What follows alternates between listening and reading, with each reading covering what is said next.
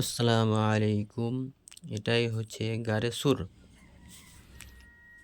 এই গারে সুরে আমাদের প্রিয় নবী হজরত মুহাম্মদ মুস্তফা সাল্লাল্লাহু আলাইহি ওয়াসাল্লাম কাফেরদের অত্যাচারে আল্লাহর আদেশে এই গুহাতে এসে আশ্রয় নিয়েছিলেন।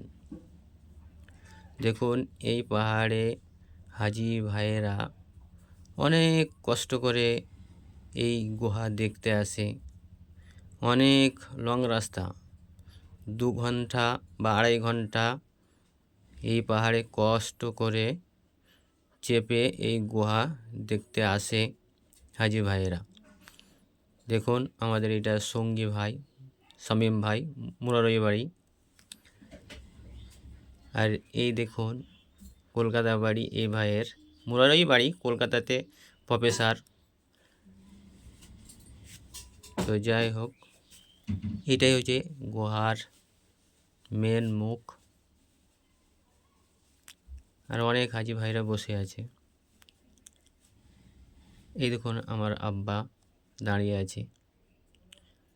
আর এই গুহাতে ঢুকতে গেলে পেছন দিকে রাস্তা আছে। আমরা একটুকু সকাল সকাল এসেছিলাম।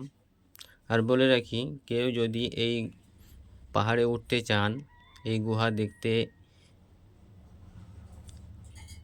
ইচ্ছা থাকে, তাহলে সকাল সকাল আসবেন, রোদ ওঠার আগে।